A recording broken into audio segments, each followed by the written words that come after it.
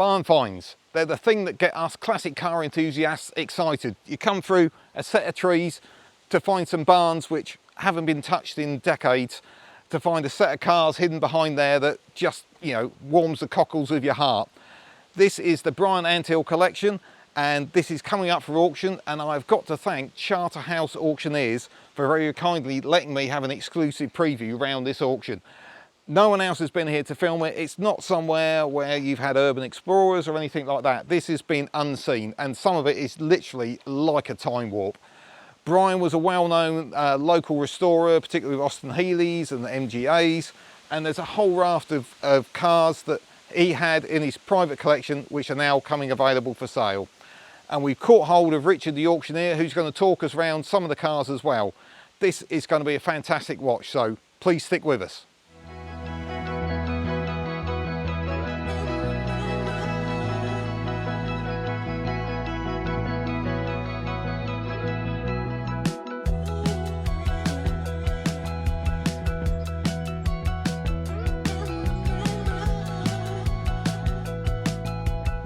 To guide us around this wonderful collection, I've managed to get Richard Brummel from Charterhouse Auctioneers to be our guide, really, because you tempted me a few days ago with some pictures saying you might like to come and film this, and you knew I'd be like a dog with a bone, and well, wow. Like you're actually a rat up a drain pipe, because, you know, I've only been doing what I've been doing for 40 years, and this is one of the best collection of cars that I have had the pleasure to be instructed to auction. I mean, first of all, dust. Yeah. Dust. Last on the road in 1977. Now, I'm a little bit older than you, so 1977 was Silver Jubilee year. It was the street parties, and that was the last time this was on the road. So he's owned this pretty much forever. 1967, so I'm slightly older than this, E-Type Roadster.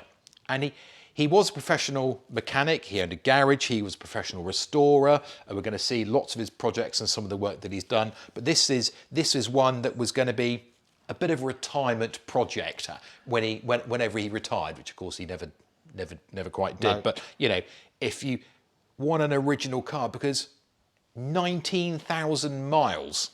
And unmoved for 48 years? Something like that. You can do the maths quicker than me.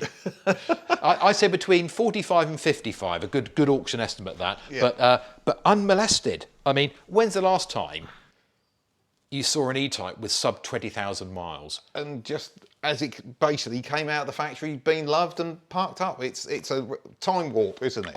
I mean, it's lovely. It's all there. There's a lot of E-Types about, a lot for sale, but they don't look like this. No. And talking of the low mileages, behind you, another gem. Another Jag. He's got 3 Mark II Jags, all 3.8, all manual overdrive. This one, you know, so, okay, E-Type, sub 20,000 miles. Mark II Jag, sub 10,000 miles. In my good days of company car driving, that was 3 months and I'd crack that. Yeah. And, you know, they're just sort of shoehorned in the corner here. He built the property late 70s, early 80s. They've just been sitting here. And as we walk through the workshop, I mean, there's plenty to look at, but they're in the corner, out of the way. They're not out of sight, out of mind. They're just here waiting to get around to it. And, you know, he's got a couple of seats in and out and bits and pieces. But, you know, if you're looking for a good, honest, straightforward project, something that hasn't been through the mill, it's not been restored 3 times already, you know, original. And that's what we've seen recently, is it's cars like this that people really, really want and are prepared to bid for, because, you know, where do you find another one? Yep. Well, actually, I've got 2 more of these. Yeah, but they're not quite so much low mileage, are they? They're not such low mileage, and they're up in the barn complex. Yeah, we've got quite a lot to go through here, as I mentioned to you in the intro.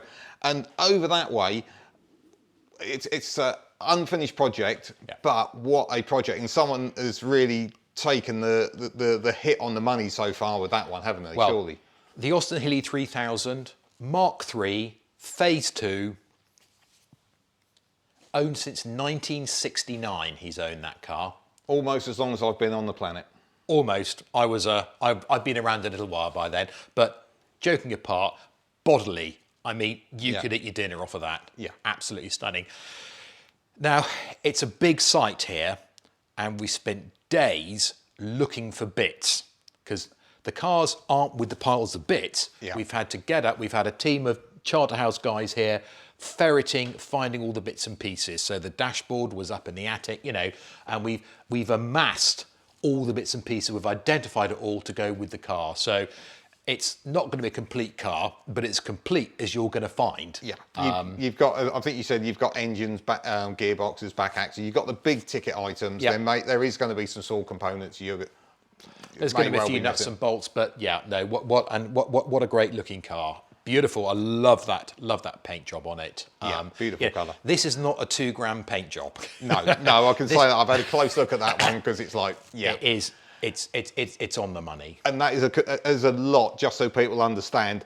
It's the body shell, the parts, all coming together as one lot. Correct. Yeah, all of it. Everything we've got to go with that car will be sold with that car. And just talking about buying, let's just quickly touch on how it's going to work here, because you're doing this a little bit differently, aren't you, with the viewing days and how the bidding is going to work. Okay. So just give people a brief overview of that. So we've got 2 days of viewing here. We're in deepest Dorset.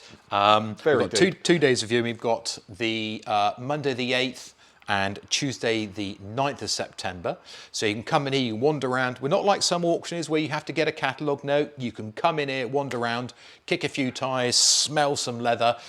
And then the actual auction itself is, because our Charterhouse World headquarters is about half an hour's drive away. We don't have space for a marquee here. So we're going to hold the auction in our Sherbourne sale rooms, where you're welcome to come in and you can bid and wave. Obviously, you can book a telephone line, you can bid online through your phone, whatever, computer, whatever. But the auction itself, which is live, will be held over in our Sherbourne sale room. So there's no auction here, but the viewing is here. I mean, you can come here and view on the morning of the sale, go on your smartphone, click and bid, buy, pay, and take it straight away. So it gives you sort of like quite a wide range of options there if you want to buy something, which is quite good. And catalogue wise, you say you haven't got to buy one, but there's going to be an online catalogue. There'll be an online catalogue. Everything's going to be photographed, and we will have a few thousand photographs, because there's so much stuff here. Not, you know, it's the cars, it's the parts, it's the workshop equipment, it's new old stock. So really go online and you can see everything. And it's like being here. A few of the cars we've had them running. So we've done videos of the cars running. You know, we're doing as much to show you what we've got. And what we'll do is, by the time this video goes out, I'm assured by Richard, the catalogue will be live. So we'll put a link to that in the description, so you can hop across there and see. It's just massive. So you're going to have to get yourself a cup of tea, a few biscuits, and spend the evening having a browse. Talking to browsing, we do like Kit Car Corner here on Oscar's Garage, as you know. And we've got very much the top end of kit car here. Yeah, so that's a Lenham. That is based on a Healey 104. That's one that Brian built himself. You know, he was an engineer, and it looks great today. I think you can get them with a 106 engine or Healey 3000, but that's the 4-cylinder. British Racing Green, wire wheels. I mean, you know, wooden steering. What is not to like? And I've had a good look around it, and everything looks right on it, which is nice. There's, you know, some of the older kit cars, let's say some of the components may not have been ideal for what they've been used for, but that one is just spot on, isn't it? And I think it's a Lenham, and I think, correct me if I'm wrong, I think most of them were factory built. I believe so. I won't guarantee. You can. I'm sure I'm sure someone there knows that. But looking further down, and we've got to get our speech marks out apparently, because we're going to talk MGAs, and we've got a really, really rare MGA coming up later on in the video. But we're going to show it as B-roll, because there's lots of different components to it, but there's a lovely rebuilt chassis sat there. Body, and I understand the wings and panels are Interiors, all there. Again, it's a bit like the Austin Healey. It's a project to go. But this one, it's not a twin cam, it's a Deluxe. It's a Deluxe. We have to call them Deluxe because MG never produced an MGA Deluxe officially. An MGA Deluxe is basically a twin cam. Now the twin cam engines were a little bit sporty, a little bit fragile, a little bit temperamental. You know, went sort of whiz pop, whiz bang. So what they did, because I think they made, again, someone please do correct me, I think they made in the region of a couple of thousand twin cams. And as a rollout at the end of the MGA, where the B was coming in, they produced the Deluxe, which is basically a twin cam with a 1600cc conventional MGA engine. So you get all the bits you got with a disc brakes so 4-wheel disc brakes. Yeah. In the 60s, you know. Yeah. Pretty rare. You got up until the 2000s. Dunlop brakes. You know. Lovely Dunlop wheels. It's a pretty cool thing, and the quality of the work is very high on this. On as you've seen on the Healey, but on the MGA Deluxe, someone basically just got to put the body on the chassis. We have 3 engines which are going with it. The engine needs doing, and basically, you know, some fresh petrol, a spark, vroom. Yeah.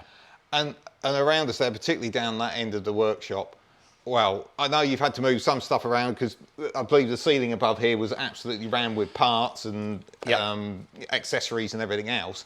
But what a beautifully laid out workshop. There's something about someone who's got their spanners laid out perfectly, isn't it? It's called workshop envy. It is. Now, in my workshop, I know where everything is. And God forbid anyone wants to go into my workshop and move it, because I will never find it. Yeah, well, I tend to know where everything was, but I don't know where it is now, so it's slightly different. But I think the lovely touch as well, through the far end, there's the 4-post ramp, which goes up, and I'm thinking, well, the ceiling's similar height to here, and, you know, how does that work? But then there's the hatch in the ceiling. You cut a big hole in the ceiling. Why wouldn't you? And of course, a 4-post ramp, if you want a 4-post ramp, it's in the auction. Everything here is being sold. And it's just, you know, you probably couldn't think of something you need for a workshop for cars pre-1990 that isn't here. Because I've seen shot blasters, and there's presses, there's a lathe. Degreaser, you know, it's mind-boggling. Yeah, no. Right, I think we've covered this one fairly well. We're going to trudge up the hill to the really exciting stuff. We're going to go up the hill. Yeah. Brilliant.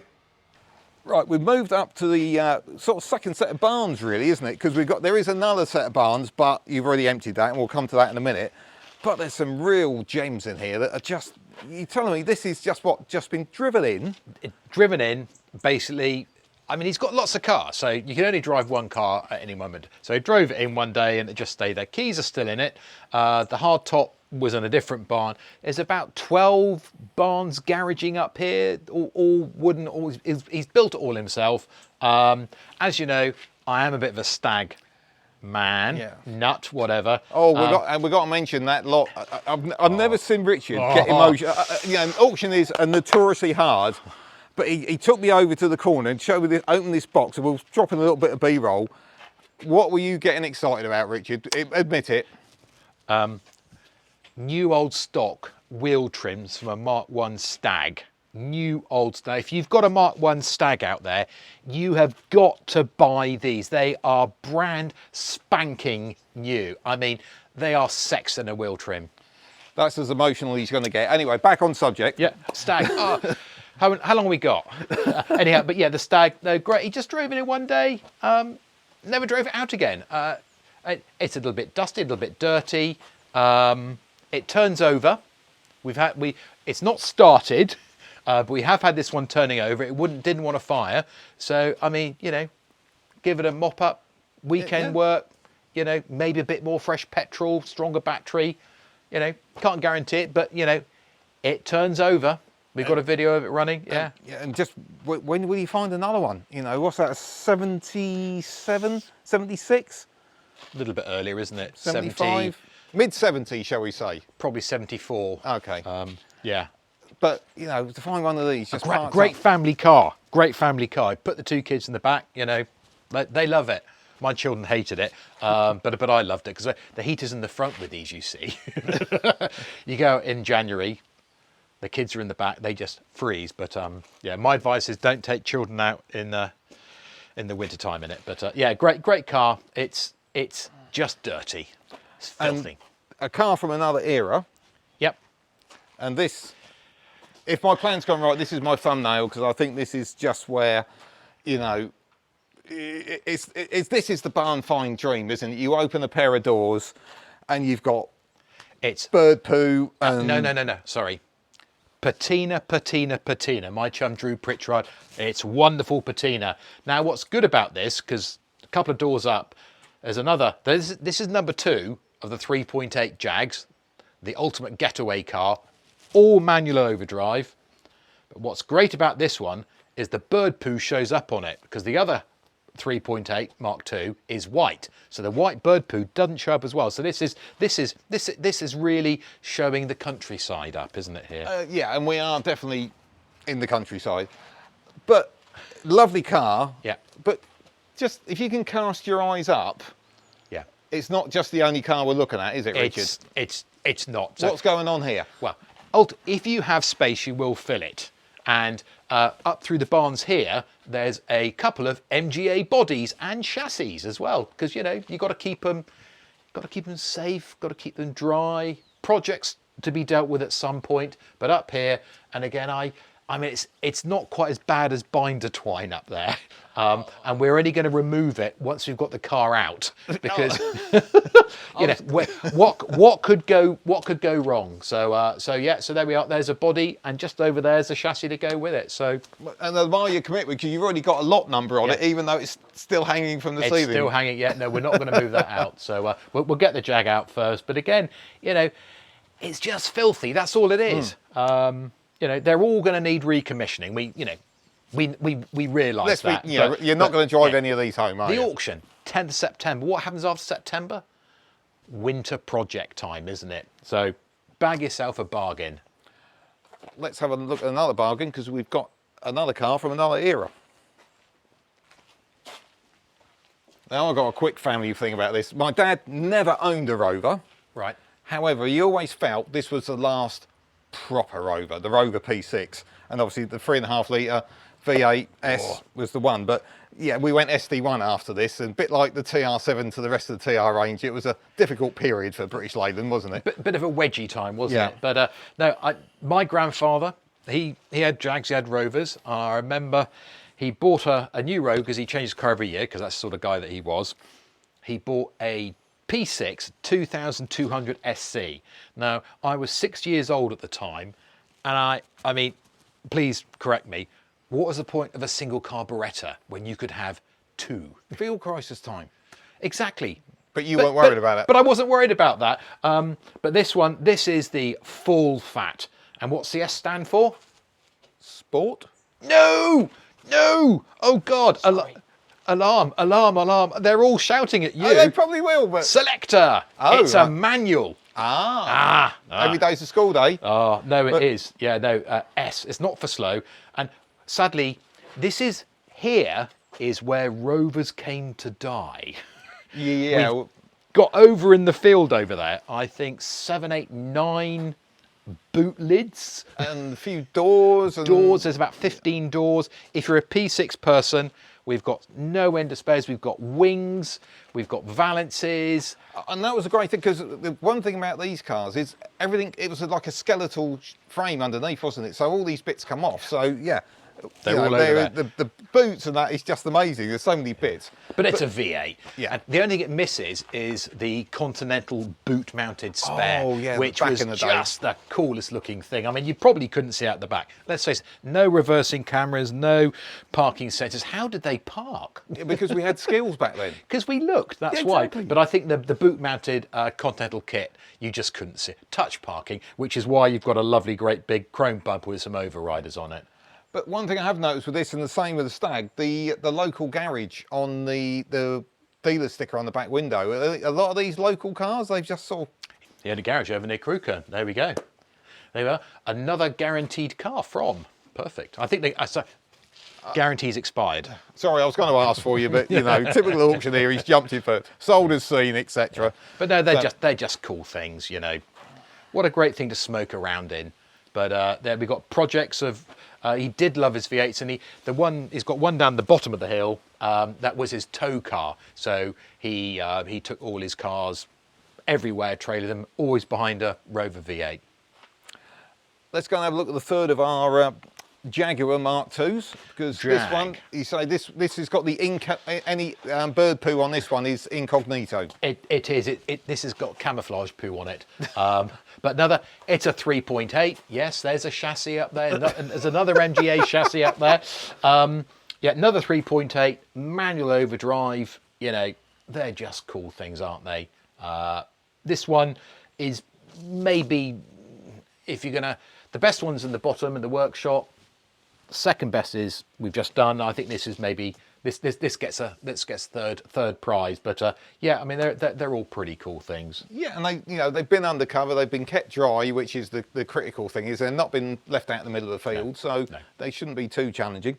And parts wise, there's a shed behind me that's got quite a lot of gearboxes in. You know, if you need bits, well, there could be your gem here, couldn't there? There are a wonderful amount of spares. But gearboxes, we've got Rover, not entirely unsurprising, a lot of MGA, quite a few Jag as well. There's one Austin Healey 3000 centre change because the earlier ones were on the side. And again, all the spares, they're all being sold without reserve. Isn't that great? But they've all come out of a giant spider shed. Yeah, well, there's a big shed round the back, and we'll be looking at the MGAs behind the camera in a minute. But they were like double-decked MGAs round the back in the other barn, wasn't there? They were. When we first came here, they were stacked. I mean, and why wouldn't you? We've got chassis and bodies strapped to ceilings in here, so why wouldn't you stack your other projects up? So yeah, brilliant. Now, before we look at the outdoor stuff, shall we go and have a look at the gem that's hiding in the dark in the corner? Yeah, let's go. Now, tucked away in the darkness of a smaller shed on this property is probably one of the gems of this auction, isn't it? Because a lot of people would go, that's an MGA. But you're absolutely right. Yes. It is an MGA. But it's got this badge here. It says twin cam. It's, as we can see, it's a coupe. The steering wheel on the correct side. It wasn't exported. We don't have the wings. When I first saw this, I thought, wow. You know, how many twin cam projects, again, that haven't been restored 3, 4, 5 times out there. And you know, he did know a lot about British sports cars. You know, he was very knowledgeable on them. And this one has an MGA 1600 engine in it.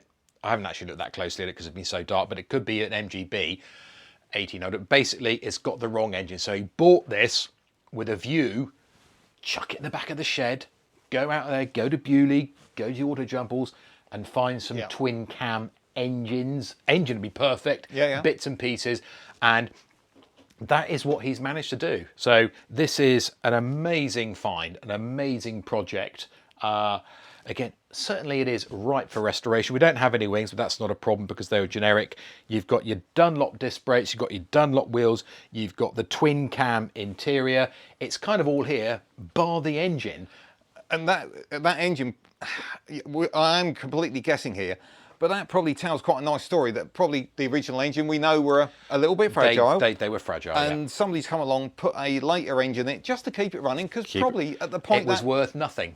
Exactly, and that's where I was coming from.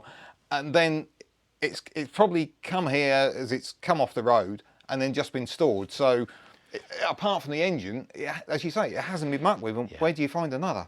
Well, luckily we have engines and bits and pieces which he has sourced, which he then dispersed all the way around the property. So we have spent a lot of time trying to get, you know, the twin cam engines, and we've had help from a twin cam specialist because we wanted to make sure that we got all the bits, and we didn't want a bit for this car being sold with that car. You know, it's not just random. We've worked hard to sift through all the nooks and crannies, all the shelvings and bits and pieces to assemble all the correct parts to go with the car. And yeah, just to clarify that so people understand, you're not just selling this as is. This is coming with twin cam engine. Twin cam engine bits.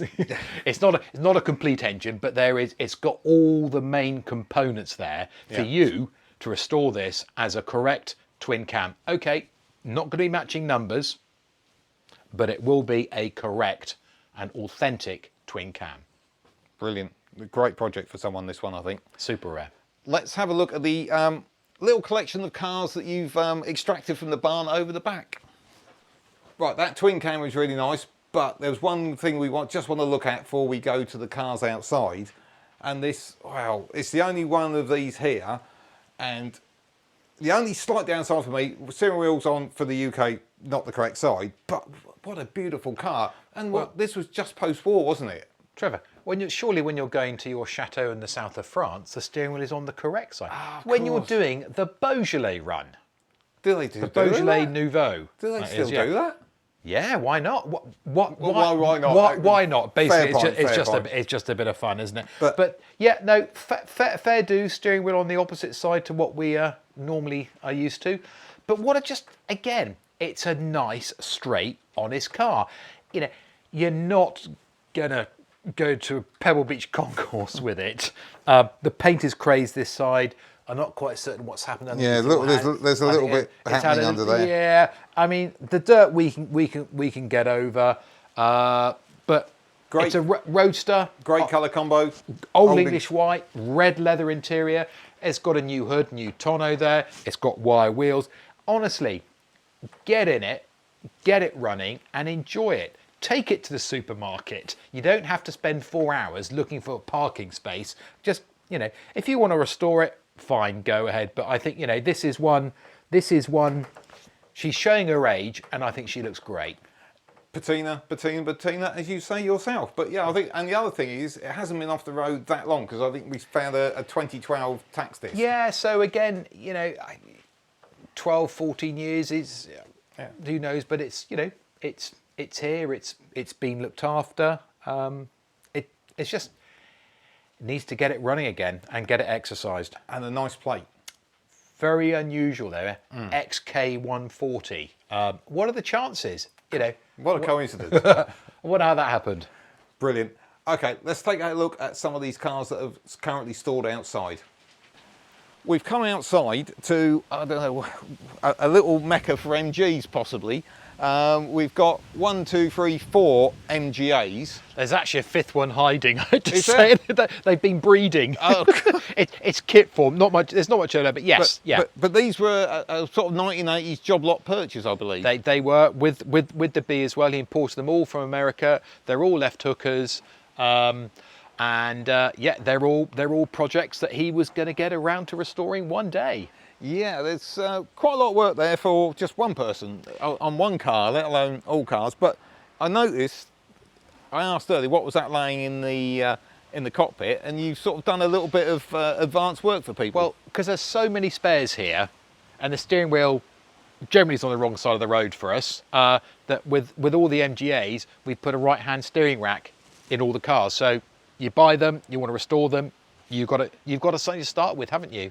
And is there guides on these, or are these? These are all no reserve, all to be sold. And as your great friend says, they're only original once. And these are definitely original. And then talking about one of the sort of semi-interlopers, I noticed we've also got like a right-hand drive dashboard on this one as well. Yeah, you do. And little B, I think this was 1963. It's an early B, and it is a pull door handle, because we pull the handle on the door rather than pressing the button in. So that's a particularly nice thing. And there are people who like early models, and this is just interesting because, as I say, it is a pull door. And the great thing, of course, with MGs, as I'm sure everyone watching knows, you can virtually get everything for them, as I'm finding out with the midget that you sold me. Yeah, good. Thank you. And then the Interloper, but a British sports car. One that looks like it's been off the road a little while. Lotus Elan. With that, it's just top dollar for me. Gold leaf. Are we allowed to say cigarette brands anymore? I don't know. But a gold leaf paint job from those early Lotus Formula One cars from the late 60s. Just, sorry, that's my Stag hubcap moment. But honestly, it's all here. This is one of the most complete cars up at this section up here. And again, all of these were together in a barn We've had to get them out because the barn wasn't particularly safe. You know, this again, you've got your little quarter tonneau on it. It's just stopped being driven. It's all there. It's not got a stereo. Oh well. Oh God. You know, but it's all there, isn't it? I mean, tax disc here, 1989. There we go. Probably about the similar sort of time when he imported all these. That's the last time this was on the road. But a great little Elan, isn't it? And of course, fiberglass body. So yeah, you might get a bit of starring and that kind of thing, but you're not gonna, you know, be battling the rot on the body. Yes, there is a chassis underneath that you might need to check over, but otherwise, yeah. What a great, pretty little car. Another great winter project. You're going to have to find lots of people that want winter projects, I think, maybe, Richard. Winter's coming. Fine. I think, Richard, this has been absolutely brilliant. I just thank you so much. You know, I know you're a T, sending me those pictures a couple of days ago, and for someone like me to be like really one of the first to be able to come here and film a proper barn find, not a car in a garage. No. We have barns barns it's, full of it. It's been brilliant. And again, just remind people the viewing days and the sale day. Yeah, viewing day 8th and 9th of September, the Monday and the Tuesday. The auction is on the Wednesday, the 10th of September. It's not being held here. If you come here, you can bid online. That's not a problem, but don't turn up because you'll be in the wrong place. You need to be half an hour away in Sherbourne, where our main sale rooms are. And we're starting to get a lot of interest in it because it's a genuine mega auction, isn't it? Yeah. Some is no reserve. Some cars are 40, 50, 60,000 pounds. It's something for all pockets. And the other was 200 lots, I think. So it's going to probably be something for everyone. So, and we will put a link to the catalogue in the description below, so you can hop in and pick out the lots you're interested in. And if everything's gone to plan, you'll have seen below that we've put the lot numbers and whether they're no reserve or estimated. So I really hope you've enjoyed that video. This has been a fantastic experience for me to be here opening these doors and seeing these cars out in daylight, some of them not for decades. And I hope you've enjoyed that journey with us. And if you have, please consider giving that subscribe button a tickle for us. It means a lot to us and it's absolutely free. I'll catch you next time.